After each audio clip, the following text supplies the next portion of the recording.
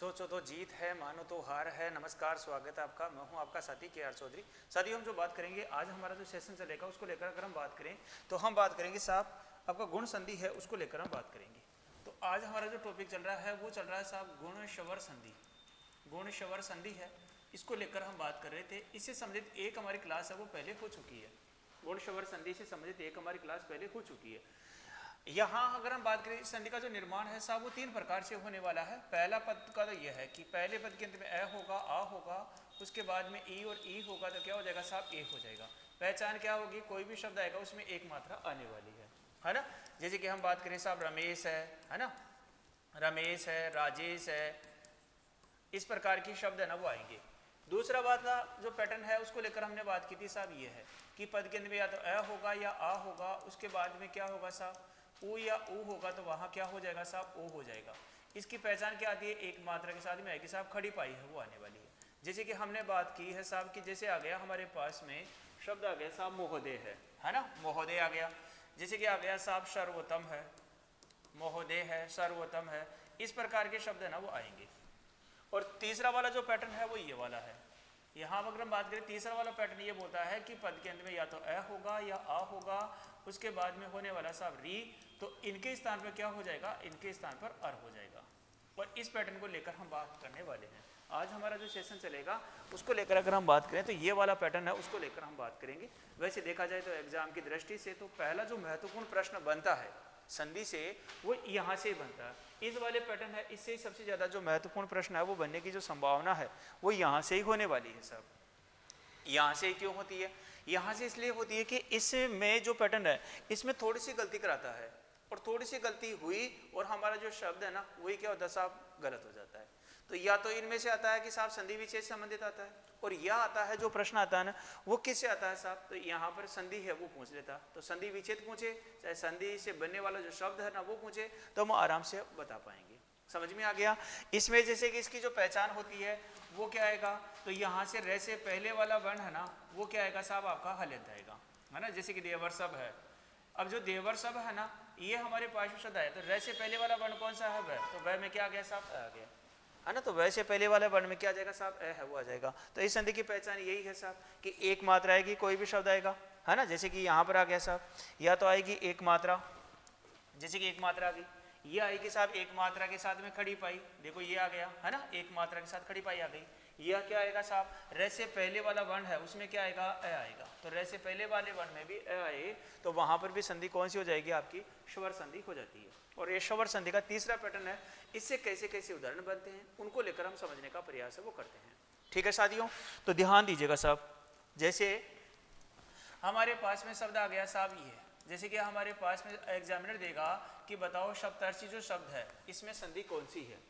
अब संधि की तो हम पहचान कर ही लेंगे साहब कि यहाँ पर रह है, रह से पहले वाला वर्ण कौन सा है तय, तो तय में क्या आ रहा है आपका आ रहा है, इसका मतलब संधि कौन सी हो जाएगी आपकी, तो यहाँ पर हो जाएगी साहब गुण संधि हो जाएगी। अब देखो साहब इसका संधि विच्छेद कैसे होगा, तो इसका संधि विच्छेद होगा सप्तधन ऋषि होगा।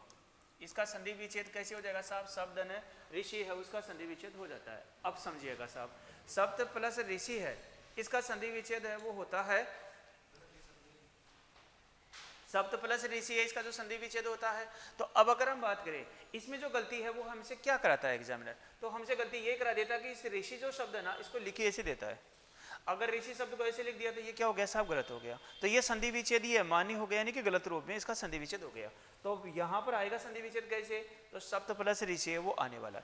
तो इसमें जो बनने वाले उदाहरण है ये वाला जो पैटर्न इससे बनने वाले जो उदाहरण है, तो सप्त ऋषि है, महर्षि है, यानी कि जितने भी ऋषि है ना सारे ऋषि मैं भी कराने वाला हूँ आपको, है ना। तो एक गलती तो हमसे ये करा देता है, तो सप्त प्लस ऋषि है ना वो लिखा जाएगा साहब ऐसे, इसका संधि विच्छेद इस प्रकार से हो गया। अब संधि कहाँ पर होती है, तो संधि होती है साहब प्रथम पद का तो अंतिम वर्ण हो। अब यहाँ पर पहला पद का अंतिम वर्ण क्या है तय है, तय में अ है, उसके बाद में क्या आ गया, उसके बाद में आ गया साहब ऋषि आ गया। अगर इधर अ और री मिलकर क्या हो जाएगा साहब अर है वो हो गया, तो ये हमने अर कर दिया। इससे बनने वाले जो उदाहरण है ये क्या हो जाएगा साहब स प, अब तय में ए मिल जाएगा तय पूरा हो जाएगा, और ये जो रह था ना आगामी वर्ण के ऊपर भेज देंगे तो ये क्या बन जाएगा सप्त ऋषि है वो बन जाएगा, है ना। सप्तधन ऋषि से क्या बन जाएगा साहब सप्त ऋषि है वो बन जाता है, ठीक है ना। इसी प्रकार देखो जैसे कि उदाहरण आता है हमारे पास में काण्व ऋषि, है ना, सप्त ऋषि है, काण्व ऋषि है, ऐसी प्रकार देखो महर्षि है, देवर्षभ है,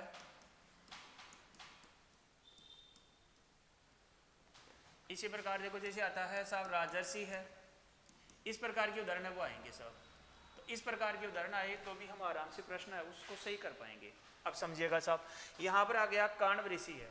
अब कांड ऋषि में आपसे पूछा गया कि बताओ इस शब्द में संधि है वो कौन सी होने वाली है ना, इस शब्द में संधि है वो कौन सी होने वाली है, तो हम आराम से बता पाएंगे कि साहब इसमें जो संधि है वो गुण संधि है। हमें कैसे पता चला, यहाँ पर रह से पहले वाला वर्ण कौन सा है वह, और वह में क्या आपका आ रहा है, इसका मतलब संधि तो गुण संधि है। और गुण संधि का तीसरा वाला जो पैटर्न है उसके अनुसार यहाँ पर क्या बन जाएगा साहब, ये शब्द है वो बन जाएगा। तो इसका संधि विच्छेद करेंगे तो ये क्या हो जाएगा आपका, ये है वह। अब वह में इसका जो संधि विच्छेद होगा कांड प्लस ऋषि है वो इसका संधि विच्छेद है वो हो जाता है साहब, कांड प्लस ऋषि इसका संधि विच्छेद हो गया। तो ये देखो क है न है, ये पहला पद का अंतिम वह है, वह में अ है, और इधर क्या आ गया साहब ऋषि है वो आ गया। अ और री मिलकर बताओ क्या हो जाएगा, अर हो जाएगा। तो ये हमने अर कर दिया। अब मिलाएंगे देखो ये क है ये न है, अब देखो वह में आ जाएगा तो वह पूरा हो जाएगा। ये र था ना वो आगामी वर्ण के ऊपर भेज देंगे और ये क्या बन जाएगा, काण्व ऋषि है वो बन जाएगा। तो काण्वधन ऋषि से काण्व ऋषि शब्द का निर्माण हो जाता है। इसी प्रकार देखो महर्षि है। अब देखो यहाँ पर मैं है ना, इससे पहले वाला कौन सा है, र से पहले वाला वर्ण है साहब है, तो है में अ है, इसका मतलब संधि तो गुण संधि है। अब इसका संधि विच्छेद करते हैं तो संधि विच्छेद होता है महा प्लस ऋषि है वो इसका संधि विच्छेद होता है साहब, महा प्लस ऋषि इसका संधि विच्छेद हो जाएगा। अब देखो यहाँ पर क्या है, मैं है, पहला पद का अंतिम वर्ण क्या साहब हा है, हा में आ है, और इधर क्या आ जाएगा, इधर आ जाएगा साहब ऋषि है वो आ गया। अब इधर आ और री मिलकर क्या होता है, अर होता है। ध्यान दीजिएगा, अगर ए के बाद में या आ के बाद में हम बात कर रहे हैं साहब कि ए होगा या आ होगा, उसके बाद में क्या होगा, री होगा, तो वहां पर क्या हो जाएगा साहब, अर है वो हो जाएगा।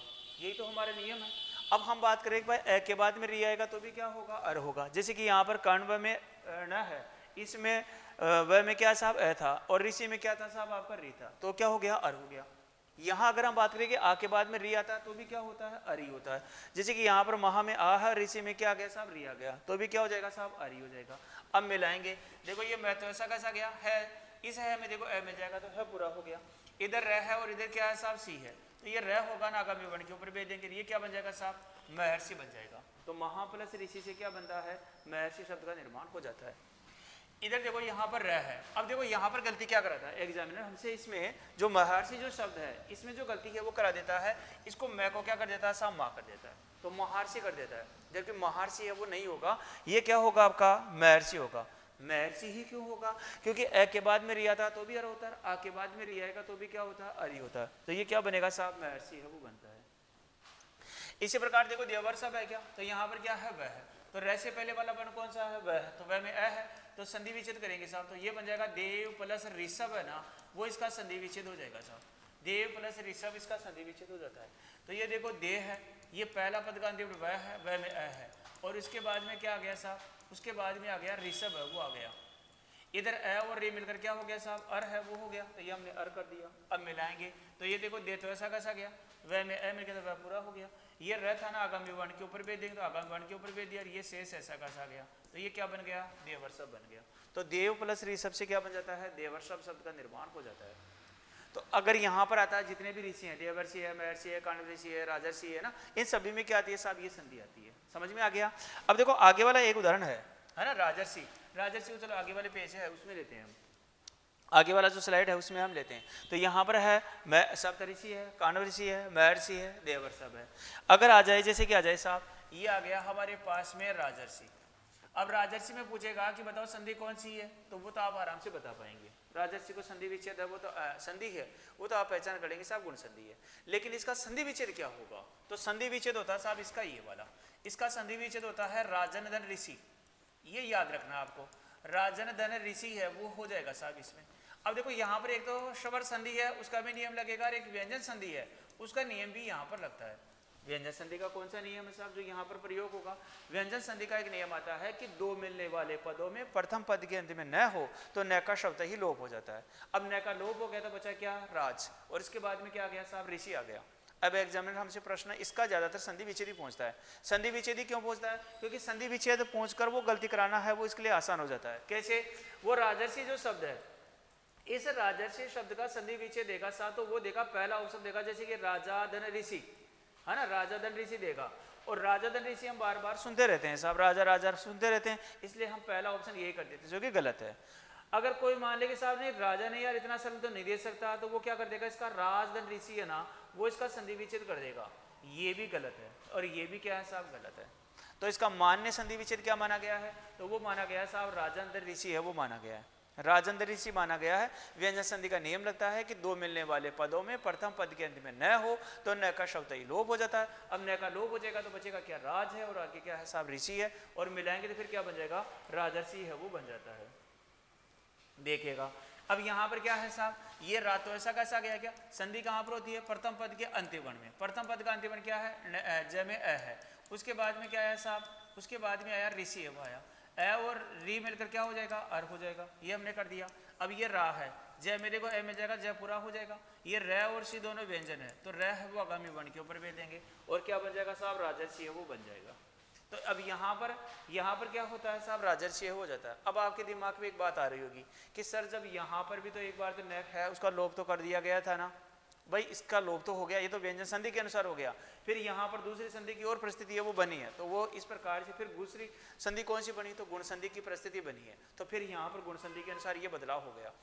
अब आपके दिमाग में ये आ रहा होगा कि सर चलो फिर व्यंजन संधि कैसे, व्यंजन संधि है वो कैसे पदों में होगी, तो व्यंजन संधि में हम जब आगे पढ़ेंगे ना, व्यंजन संधि में एक नियम आएगा कि दो मिलने वाले पदों में प्रथम पद के अंत में न हो तो न का शब्द ही लोप हो जाता है। और वहां पर हम पढ़ेंगे प्राणीधन मात्र से प्राणी मात्र है, राजन धन माता से राजमाता है, आत्मधन गात से आत्मगात है, आत्मधन विश्वास से आत्मविश्वास है, आत्मधन प्लस हंता से आत्महंता है, युवन प्लस राज से युवराज है। इस प्रकार के आएंगे, इस प्रकार के उदाहरण हम वहां पर पढ़ने वाले हैं। तो वहां पर जब व्यंजन संधि आएगा तो वहां पर भी हो जाएगा, और एक हो गया सब ये। तो इस राजर्षि शब्द का जब भी प्रश्न आया है मुख्य रूप से इसका संधि विच्छेद ही वो पूछा गया, और आपको संधि विच्छेद है इसका क्या ध्यान रखना है, तो राजन प्लस ऋषि है वो ध्यान रखना है। समझ में आ गया होगा। तो ये जितने भी ऋषि हैं हमारे कौन कौन से हैं, चाहे राजर्षि हो, चाहे महर्षि हो, चाहे काण्व ऋषि हो, है ना, चाहे देवर सब हो, ये हो गए। अब देखो साहब एक तो आ गया ये ऋषियों से संबंधित है, इसमें प्रश्न आता है। एक आता है ये ऋतुओं से संबंधित, अगर ऋतुएं जो होती है ना हमारी ऋतुएं, उन ऋतुओं से संबंधित प्रश्न आता है, इसलिए ये महत्वपूर्ण भी होता है। जैसे कि शब्द आ गया हमारे पास में ग्रीष्म ऋतु, ये ग्रीष्म ऋतु आ गया। अब इसका संधि विच्छेद वो हमसे पूछेगा कि बताओ इसका संधि विच्छेद क्या होने वाला है, तो इसका संधि विच्छेद होता है साहब ग्रीष्मधन ऋतु। इसका संधि विच्छेद क्या हो जाएगा, ग्रीष्मधन ऋतु है वो हो जाएगा। तो ये देखो ग्री है, ये स है, पहला पद का अंतिम मैं है, मैं में अ है साहब। इधर क्या आ गया, तो इधर है वो आ गया साहब ऋतु, ए और री मिलकर बताओ क्या हो जाएगा, अर हो जाएगा। तो ये हमने अर कर दिया। अब मिलाएंगे तो ये देखो ग्री तो ऐसा कैसा गया, ये स ऐसा कैसा गया। अब मैं में देखो ए में जाएगा तो मैं पूरा हो जाएगा। ये रह और तू दोनों व्यंजन है साहब, तो ये रह है वो आगामी वर्ण के ऊपर भेज देंगे, और शब्द क्या बन जाएगा आपका, ग्रीष्म ऋतु है वो बन जाएगा। तो ग्रीष्म ऋतु से क्या बन जाता है, ग्रीष्म ऋतु शब्द का निर्माण हो जाता है। ठीक है ना।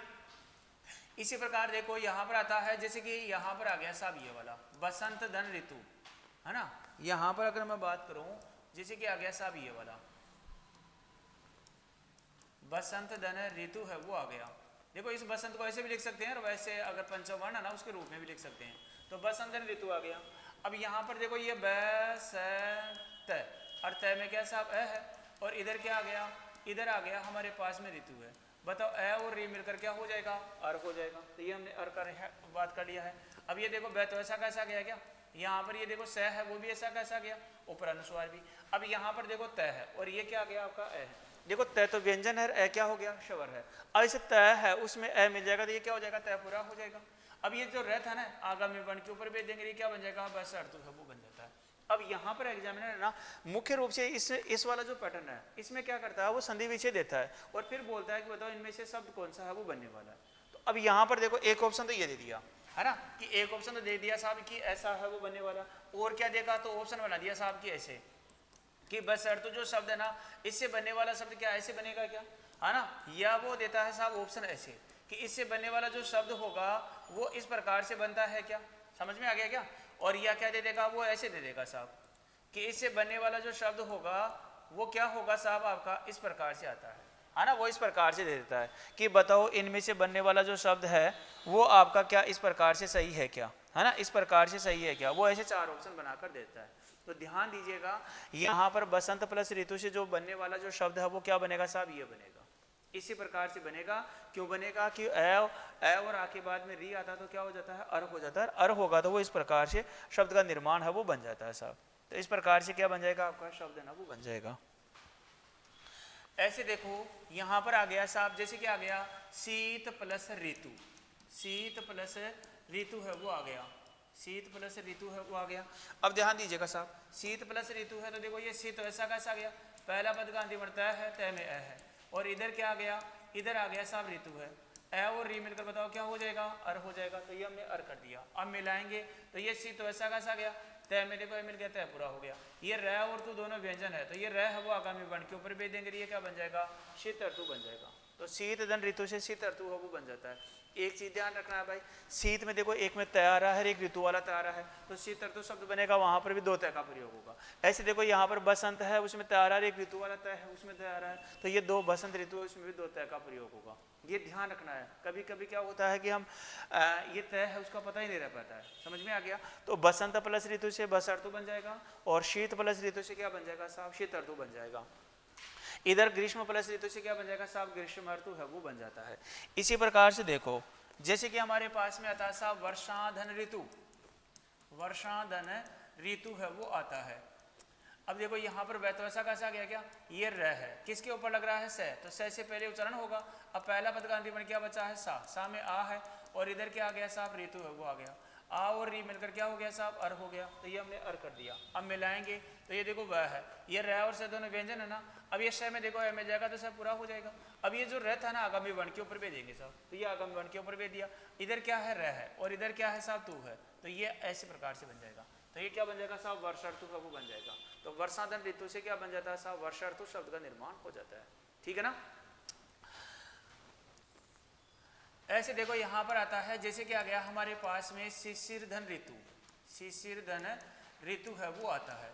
तो ये देखो सी और यहाँ पर पहला पद का अंतिम क्या है साहब, रह है, रह में अ है, और इधर क्या आ गया साहब, ऋतु है वो आ गया। बताओ अ और रे मिलकर क्या हो जाएगा, अर हो जाएगा। तो ये हमने अर है वो कर दिया। अब मिलाएंगे तो ये देखो सी तो ऐसा कैसा गया, क्या ये सी भी ऐसा कैसा गया। अब ये जो रह था ना, रह में देखो अ मिल गया, तो रह पूरा हो गया। इधर रह है और इधर क्या है साहब, तू है, तो ये रह है आगामी वर्ण के ऊपर भेज दिया, और ये क्या बन गया साहब, शिशिर ऋतु बन गया। तो शिशिर ऋतु होगी वो क्या कहलाएगी साहब, शिशिर ऋतु कहलाएगी। तो यहाँ पर ये ध्यान रखना है साहब कि शिशिर है, इसमें रह था तो रह हट गया, और इसके बाद में अ और री मिलकर अर हो गया, तो फिर ये अ है वो इसमें रह में मिल जाएगा, तो रह पूरा हो जाएगा। अब ये जो रह था ना आगामी वर्ण के ऊपर भेज देंगे, तो ये क्या बन जाएगा साहब, आपका शिशिर ऋतु हो जाएगा। तो चाहे ग्रीष्म ऋतु आए, चाहे वर्षा ऋतु आए, चाहे शरद ऋतु आए, चाहे बसंत ऋतु आए, है ना, शीत ऋतु आए, कोई सी भी ऋतु आए, जितने भी ऋतुएं हैं ना, उनका जो प्रयोग होता है वो संधि कौन सी होती है साहब, गुण संधि में। और जितने भी ऋषि होंगे वो भी किस में आ जाएंगे साहब, इस संधि में आ जाएंगे। तो ये वाला जो पैटर्न है, इस वाला जो पैटर्न है, इसको लेकर हम समझने का प्रयास है वो कर रहे हैं। ये वाला हमारा ये आ जाएगा। इस पैटर्न को हमने पहले पढ़ लिया है। इससे बनने वाले उदाहरण है कई हमने देखा, जैसे रमेश है, गणेश है, महेश है, सुरेश है, सुरेंद्र है, भारतेंदु है, गजेंद्र है, नरेंद्र है, नरेश है, कमलेश है ना, कमलेश है। इसी प्रकार से भारतेंदु है, परमेश्वर है ना, सर्वेक्षण है, अंकेशण है, क्या नाम आपका। इसी प्रकार से हमने विवाहेतर है, इतरेतर है ना, श्वेतर है, ऐसे वाच्यतर है। इस प्रकार के कई उदाहरण हमने देख लिया था इस वाले पैटर्न में। इसी प्रकार से ये वाला जो पैटर्न है इसमें भी हमने कई उदाहरण है वो हमने देख लिया था। चाहे महोदय है, चाहे महोत्सव है, चाहे प्रवेशोत्सव है, चाहे दलित उत्थान है ना, चाहे सर्वोत्तम है, चाहे नरोत्तम है। इसी प्रकार से आपका महोत्सव है ना। इसी प्रकार से चाहे आपका नवोडा है, ऐसे कई उदाहरण हमने देख लिया था इस पैटर्न में। और ये वाला जो पैटर्न है उसको लेकर हम समझने का प्रयास है वो आज हमने कर लिया है। जो इसमें से ये चाहे ऋषि होंगे, जितने भी ऋषि होंगे सारे ऋषियों के नाम है वो किस में आ जाएंगे, इसमें आ जाएंगे। चाहे सप्तर्षि हो, चाहे कांड ऋषि हो, चाहे महर्षि हो, चाहे देवर्षि हो, है ना। इसी प्रकार से क्या आ जाएगा साहब, आपका राजर्षि हो, ग्रीष्म, ये तो हो गए ऋषियों के नाम। अगर ऋतुओं के नाम आता है तो भी यहाँ पर संधि कौन सी होगी, वो भी आपकी गुण संधि हो जाएगी। तो ग्रीष्म धन ऋतु से ग्रीष्म ऋतु है, बसंत प्लस ऋतु से बसंत ऋतु है, शीत प्लस ऋतु से शिशिर ऋतु है। इसी प्रकार से आ जाएगा वर्षा प्लस ऋतु से वर्षा ऋतु है, और शिशिर प्लस ऋतु से शिशिर ऋतु है वो बन जाता है। तो ये हमने समझने का प्रयास किया है कि चाहे ऋतुओं से संबंधित आए और चाहे ऋषियों से संबंधित आए, इससे बनने वाले जो उदाहरण होंगे वो गुण संधि में होंगे। और गुण संधि वाला जो तीसरा पैटर्न है, ए और आ के बाद में री होता है तो वहाँ अर हो जाता है। ये आपका पैटर्न महत्वपूर्ण है। और यहाँ से अक्सर एग्जाम में प्रश्न आता रहता है। अगर यहाँ से आएंगे तो आप आराम से अब कर पाएंगे, ऐसा मुझे आपसे विश्वास है। अब ये जो गुण संधि है इसमें कुछ अपवाद भी हैं साहब। अपवाद क्या है? तो जहां संधि का नियम लगे लेकिन संधि के अनुसार क्या नहीं हो साहब, बदलाव नहीं हो, तो वो क्या कहलाता है? अपवाद वो कहलाता है। तो अब हम बात करेंगे साहब इसके अपवाद को लेकर, है ना। तो गुण संधि के अपवाद है उनको लेकर बात करेंगे। तो गुण शवर संधि, गुण शवर संधि के अपवाद, गुण शवर संधि के अपवाद है उनको लेकर हम समझने का प्रयास करेंगे कि साहब इसमें अपवाद हैं वो कौन कौन से हैं, और अपवाद है इससे प्रश्न है वो कैसे आने वाला है। अब देखो दो तो शब्द है ना आपको इच्छा से समझ ध्यान रखना है। कौन से? यहाँ पर एक तो आता है यथेच और एक आएगा साहब अल्पेच। ये दो शब्द तो आपको इच्छा से संबंधित है वो रखना होगा, है ना। यहाँ से इच्छा से संबंधित है ये दो शब्द है ना वो आपको ध्यान रखना होगा। एक तो कौन सा है? अल्पेच है, और एक कौन सा है साहब? यथेच है। अब इनको क्यों याद रखना है, क्यों ये महत्वपूर्ण है, उसको लेकर हम समझने का प्रयास करते हैं। देखो साहब यथेच है, पता चला कि यहाँ पर एक जो मात्रा है तो इसका संधि विच्छेद होता है यथा धन इच्छा है वो इसका संधि विच्छेद होता है साहब। इसका संधि विच्छेद क्या होगा? यथा धन इच्छा होता है। तो ये यह है, ये था है, था में क्या साहब? आ है ना। यथा में यहाँ पर क्या हो जाएगा? ये जो था है, था में क्या हो जाएगा साहब? आ हो जाएगा। तो ये था में है आ, और इधर क्या आया? इच्छा है वो आया। इधर आ और ई मिलकर क्या हो गया साहब? ए हो गया। अब मिलाएंगे देखो ये तो ऐसा कैसा गया, थे में देखो ए मिल जाएगा, थे हो जाएगा, सेज क्या आ जाएगा? च और छा जाएगा। तो ये शब्द है ना संधि के अनुसार तो क्या बनता है? यथेच्छा बनता है, लेकिन इसका शुद्ध रूप है ना वो क्या होगा साहब? यथेच होने वाला है। तो इसका शुद्ध रूप होगा साहब यथेच होने वाला है। समझ में आ गया क्या? यथेच। अब यथेच ही क्यों का? यथेच्छा क्यों नहीं हुआ? क्योंकि यथेच्छा शब्द इसका कोई सार्थक अर्थ नहीं निकलता है। यथेच का अर्थ होता है साहब, यथेच का क्या अर्थ होगा? यथेच का मतलब होता है, यथा का मतलब होता है कभी कभी, इच्छा का मतलब इच्छा का होना, कभी कभी इच्छा का होना है वो क्या कहलाएगा? यथेच कहलाता है। ऐसे देखो अल्पेच है, अल्पेच का संधि विच्छेद करते हैं तो साहब बनता है अल्पधन इच्छा। अल्पधन इच्छा है वो इसका संधि विच्छेद वो बनता है। तो ये एल ल ये प है, प में क्या साहब? ए है। इधर क्या आ गया साहब? तो इधर आ गया इच्छा है वो आ गया। इधर ए और ई मिलकर क्या हो गया? ए हो गया। अब मिलाएंगे देखो ये ए है, ये ल है, पे में देखो ए मिल जाएगा तो पे हो जाएगा, और शेष क्या आ जाएगा? ऐसा कैसा आ गया। तो ये क्या बन गया साहब? अल्पेच्छा है वो बन गया। अब शब्द तो ये बनता है साहब संधि के अनुसार तो अल्पेच्छा, लेकिन इसका शुद्ध रूप होगा वो क्या होगा? तो इसका शुद्ध रूप होगा साहब अल्पेच। संधि विच्छेद से बनने वाला जो शब्द होगा वो क्या होगा? अल्पेच होगा।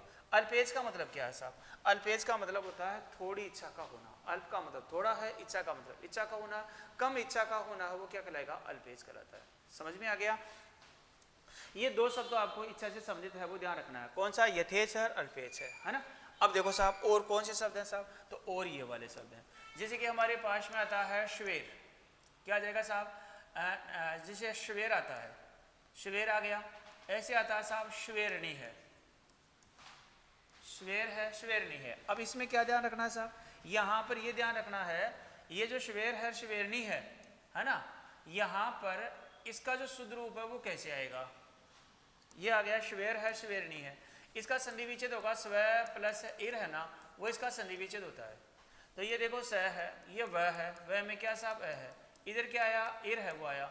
ए और ई मिलकर क्या हो गया? ए हो गया। अब मिलाएंगे देखो ये स है, इस वे में देखो ए मिल जाएगा तो वे हो जाएगा, और शेष क्या जाएगा साहब? रह जाएगा। तो ये बनता है श्वेर, लेकिन इसका शुद्ध रूप होगा वो कौन सा होगा? श्वेर है वो होने वाला है। यानी कि संधि के अनुसार तो क्या बनता है? एक मात्रा आती है, लेकिन यहाँ पर शुद्ध कौन सा होगा साहब? जिसमें दो मात्राओं का प्रयोग होगा वो होगा, है ना। श्वेर प्लस ईर से क्या बनता है? श्वेर है वो बनता है। श्वेर का मतलब तालाब होता है। इसी प्रकार देखो यहाँ पर आया श्वेरणी। अब देखो दो मात्राएं देखकर अगर आपने कर दिया साहब इसमें वृद्धि संधि है, वृद्धि संधि कर दिया तो गलत है, क्योंकि यहाँ पर वृद्धि संधि नहीं है, ये गुण संधि की अपवाद है। समझ में आ गया? इधर भी ये वृद्धि संधि नहीं है साहब, ये गुण संधि की अपवाद है। कैसे हुआ? इसका संधि विच्छेद कर दें तो कौन सी संधि के अनुसार बन रहा है? गुण संधि के अनुसार बन रहा है। ये भी कौन सा साहब? गुण संधि के अनुसार बन रहा है। तो यहाँ पर करते हैं, इसका संधि विच्छेद होगा स्व प्लस ईरणी है, वो इसका संधि विच्छेद हो जाता है साहब। तो ये देखो श है, ये वह है, वह में क्या साहब? ए है, और इधर क्या आ जाएगा? ईरणी है वो आ गया। इधर ए और ई मिलकर क्या हो गया साहब? ए हो गया, है ना। अब मिलाएंगे देखो ये स है, वह में देखो ए मिल गया तो क्या हो गया? वे हो गया, और शेष क्या आ जाएगा साहब? ऐसा का ऐसा गया। तो ये बनता है साहब श्वेरणी बनता ऐसे, लेकिन इसका जो शुद्ध रूप होने वाला है वो क्या होगा? तो वो होगा साहब ऐसे, श्वेरणी होता है। अब श्वेरणी का मतलब क्या है? तो श्वेरणी का मतलब होता है नदी, है ना, तो ये नदी के लिए प्रयोग होता है, इसलिए ये शब्द ना वो सार्थक होगा, इसका अर्थ होगा, इसलिए क्या हो जाएगा, अपवाद में आ जाएगा। तो स्व प्लस ईर से स्वेर हो जाएगा, स्व प्लस ईर से क्या बन जाएगा, आपका श्वेणी बन जाता है, ठीक है ना। इसी प्रकार से आता है, जैसे कि हमारे पास में आ जाएगा साहब क्या नाम है आपका, अक्षोहिणी, यहां पर आ जाएगा अक्षोहिणी, जो शब्द आता है ये वाला अक्षोहिणी, ध्यान दीजिएगा। अक्षोहिणी जो शब्द है इसका मुख्य रूप से संधि विच्छेदी पूछा जाता है, तो इसका संधि विच्छेद होगा अक्ष प्लस उहिणी होगा, इसका संधि विच्छेद क्या होगा बेटा, अक्ष प्लस उहिणी होता है। तो ये देखो अ है, ये श है, स में क्या साहब अ है, इधर क्या आ गया, इधर आ गया उहिणी आ गया, अ और ओ मिलकर क्या हो गया साहब, ओ हो गया। अब मिलाएंगे, देखो अ है, श में देखो ओ मिल गया, बेटा क्या हो गया, शो हो गया, और शेष क्या आ गया, ऐसा कैसा गया। तो ये बनता है साहब शब्द, लेकिन इसका कोई अर्थ नहीं होता। तो फिर क्या होगा, तो यहाँ पर ये वाला जो शब्द है ना वो बनेगा, तो क्या होगा साहब, शुद्ध होगा।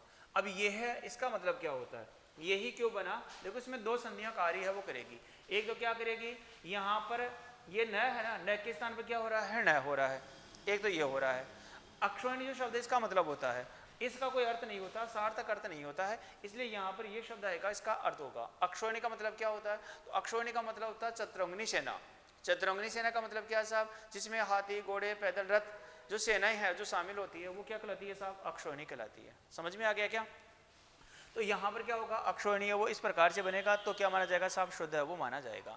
अब यहाँ पर ध्यान दीजिएगा साहब, यहाँ पर एक संधि तो कौन सी होगी, गुण संधि है, और एक संधि यहाँ पर है वो हुई है साहब व्यंजन संधि हुई है। व्यंजन संधि कैसे, व्यंजन संधि अब आगे पढ़ेंगे, एक नियम आएगा कि री र और श के बाद में अगर क्या हो, न हो, तो इस न के स्थान पर क्या हो जाता है, न हो जाता है। री र और श के बाद न हो, तो न के स्थान पर क्या हो जाएगा, न हो जाएगा। तो फिर यहाँ पर साहब कौन सा, यहाँ पर री र और श में से कोई है क्या वर्ण, नहीं है, लेकिन फिर भी है। कैसे है, जैसे कि आया अक्ष, अब अक्ष में जो श आ रहा है ना, ये जो श है इसका निर्माण कैसे होता है, तो क और स से मिलकर होता है। इसका मतलब देखो यहाँ पर क्या है, स है, तब हम क्या कर देंगे, न है, इस न के स्थान पर क्या कर देंगे साहब, यहाँ पर न है, इसके स्थान पर न हो जाएगा। तो अब ये पूछा जाता है कि अक्षोहिणी शब्द कौन सा शुद्ध है, तो साहब ये है। इसका संधि विच्छेद क्या है, तो अक्ष प्लस ओहिणी, इसका संधि विच्छेद ये हो जाएगा। संधि के अनुसार तो क्या बनता है, ये बनता है, लेकिन इसका कोई सार्थक अर्थ नहीं होता, इसलिए यहाँ पर क्या होगा, ये शब्द है ना वो बनेगा और इसका सार्थक अर्थ होगा। अक्षोहिणी का मतलब होता है चतुरंगिनी सेना, वह सेना जिसमें हाथी घोड़े पैदल रथ सेनाएं शामिल हो, वह अक्षोहिणी कहलाती है। इसी प्रकार देखो, जैसे हमारे पास में शब्द आता है साहब प्रयधन ऊढ़, प्रयधन ऊढ़ आता है।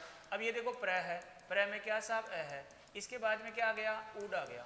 बताओ अ और ऊ मिलकर क्या हो जाएगा, ओ हो जाएगा, तो ये हमने ओ कर दिया। अब मिलाएंगे, देखो प्र में ओ मिल जाएगा तो क्या हो जाएगा, प्रो हो जाएगा, और शेष क्या आ जाएगा साहब, ड आ गया, तो ये क्या बन गया साहब, प्रोड है वो बन गया। लेकिन इसका शुद्ध रूप होगा वो क्या बनेगा साहब, प्रोड है वो बनने वाला। अब यही क्यों बनेगा, ये प्रौढ़ है, इसका मतलब क्या होता है, ये प्रौढ़ होता है समझदार वाली उम्र, है ना, मेच्योर वाली जो उम्र होती है, व्यक्ति जब समझने लग जाता है तो वो प्रौढ़ होता है। अगर पुरुष होगा तो क्या होगा, प्रौढ़, और स्त्री होगी तो क्या होगी साहब, प्रौढ़ी होगी। तो ये बनता है साहब प्रयधन ऊढ़ी, प्रयधन ऊढ़ी है वो बनता है। तो प्र है, प्र में अ है, और इधर क्या आ गया साहब, ऊढ़ी है वो आ गया, अ और ओ मिलकर क्या हो गया, ओ हो गया। मिलाएंगे देखो, प्र में ओ मिल गया तो प्रो हो गया, और शेष क्या आ गया, डी आ गया, तो ये क्या बनता है साहब, प्रोडी बनता है। लेकिन इसका भी शुद्ध रूप है ना वो क्या बनेगा, तो ये बनने वाला है साहब प्रोडी, ये बनेगा तो क्या हो जाएगा, ये शुद्ध है वो माना जाएगा। तो प्रोडी का मतलब क्या होता है, तो प्रोडी का मतलब होता है समझदार उम्र की जो औरत है वो उसके लिए प्रयोग हो जाएगा। प्रौढ़ पुरुष के लिए होता है, प्रौढ़ी स्त्री के लिए प्रयोग होने वाला है। ऐसे देखो, जैसे हमारे पास में उदाहरण आता है साहब कंबल प्लस ऋण, कंबल प्लस ऋण आ गया, तो ये क मैं ब और पहला पद का अंतिम क्या है, ल है, ल में देखो अ है क्या, और इधर क्या आया, ऋण आया, अ और री मिलकर क्या हो गया साहब, अर हो गया, तो ये हमने अर कर दिया। अब मिलाएंगे तो ये क है, मैं है, ब है, अब ल में देखो अ मिल गया तो ल पूरा हो गया, ये र है ना वो आगामी वर्ण के ऊपर भी दिया, और ये शब्द बन गया हमारे पास में कमलन, है ना, शब्द क्या बन जाता है साहब, कमलन बनता है। लेकिन इसका जो शुद्ध रूप होगा वो क्या होगा, तो वो होगा साहब कमलान, क्या होने वाला है साहब, कमलान होने वाला है। तो ये शब्द होगा, क्योंकि यहाँ पर था ना अर होता है, लेकिन यहाँ पर क्या होगा, देखो ल है ना, ल में अ आना चाहिए था, लेकिन यहाँ पर क्या आएगा, आएगा, तो क्या होगा, शुद्ध माना जाएगा। ये कमलान है ना, यही शुद्ध क्यों माना जाता है साहब, ये ऋषि का नाम है, संस्कृत में ऋषि है, उस ऋषि का नाम है, और ऋषि का नाम को संबोधित किया जाता है, तो ये कमलान आएगा तो क्या माना जाएगा, शुद्ध माना जाएगा। तो तो यहाँ पर हमने ये जो गुण संधि है, गुण संधि का जो तीसरा पैटर्न है उसमें ये हमने ये समझने का प्रयास किया है साहब कि अगर ए के बाद में ई आता है तो ए हो जाएगा, ए के बाद में ओ आता है तो ओ हो जाता है, ए के बाद में री आता है तो अर हो जाता है। अर वाले जो उदाहरण है उसमें हमने जितने भी ऋषि हैं, चाहे देवर्षि है, महर्षि है, कानवश्री, राजर्षि है ना, वो हमने देख लिया। फिर हमने ऋतुओं से संबंधित बनने वाले उदाहरण है वो हमने देखा, चाहे ग्रीष्म ऋतु है, बसंत ऋतु है, शिशिर ऋतु है ना, शीत ऋतु है, जितने भी ऋतुएं हैं वो सारी इसमें आ जाएगी। फिर हमने देखा कि साहब इस संधि के है ना, संधि का तो नियम लग रहा है लेकिन संधि के अनुसार क्या नहीं हो रहा है, बदलाव नहीं हो रहा है, तो वो किस में आ जाएंगे साहब, वो अपवाद में आ जाते हैं। तो यहाँ पर यथातनिच्छा से यथेच्छा शब्द बनता है लेकिन शुद्ध कौन सा होगा, यथेच्छ होगा। ऐसे अल्पतनिच्छा से क्या बनता है, अल्पेच्छा बनता है लेकिन शुद्ध कौन सा होगा साहब, अल्पेच्छ वो बनता है। इसी प्रकार से स्व प्लस सिर से श्वेर बनता है लेकिन शुद्ध कौन सा होगा आपका, श्वेर होने वाला है। और इसी प्रकार स्व प्लस सिर से क्या बनता है, श्वेरनी बनता है ना, श्वेरनी बनता है लेकिन इसका क्या होगा, श्वेरनी है वो शुद्ध होगा, रूप इसका ये बनेगा। इसी प्रकार से हमने क्या देखा है, अक्ष प्लस ओहिणी से अक्षोहिणी बनता है, अक्षोहिणी बनता है लेकिन यहाँ पर शुद्ध कौन सा होगा, अक्षोहिणी होगा। अक्षोहिणी का मतलब होता है चतुरंगनी सेना, हाथी, घोड़े, पैदल, रथ इत्यादि जो शामिल जो सेना जिसमें होती है वो अक्षोहिणी कहलाने वाली है। समझ में आ गया होगा। इसी प्रकार से प्रयत्न से प्रौढ़ हो जाएगा, प्रयत्न से प्रौढ़ी है, कमल प्लस से कमलान हो जाएगा। ये हमारे जो गुण संधि है, गुण संधि से बनने वाले उदाहरण, गुण संधि के अपवाद, इन तमाम चीज़ों को लेकर हमने समझने का प्रयास वो कर लिया। और मैं विश्वास दिलाता हूँ आपको कि अगर आपने ये ढंग से पढ़ लिया है, समझ लिया है और इसकी पहचान अगर आपको पता है कि एक मात्रा आएगी, एक मात्रा खड़ी पाई जाएगी, र से पहले वाले वर्ण में अ आएगा, अगर ये जो विशेषताएं जहाँ मिलती है वो संधि कौन सी हो जाएगी, गुण संधि हो जाती है। तो ये गुण संधि के क्या हो जाएंगे साहब, कुछ उदाहरण है जो एग्जाम की दृष्टि से बहुत बहुत महत्वपूर्ण है, इनको लेकर हमें समझने का प्रयास है वो कर लिया है। तो साथियों ये हमारी जो गुण संधि है ये हमने बहुत व्यवस्थित और शानदार रूप से हमने पढ़ लिया है। अब आगे में जो हमारी क्लास होगी उसमें हम जो बात करेंगे साहब वृद्धि संधि को लेकर हम बात करेंगे।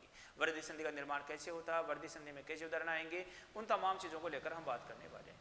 तो अगर ये क्लास आपको अच्छी लगी है, जानकारी अच्छी लगी है तो क्लास को शेयर करने का काम है। चैनल पर अगर आप नए हैं तो चैनल को सब्सक्राइब करिएगा, बेल आइकन पर क्लिक करिएगा, है ना, और अपने साथियों को अधिक से अधिक शेयर करने का कार्य वो करिएगा।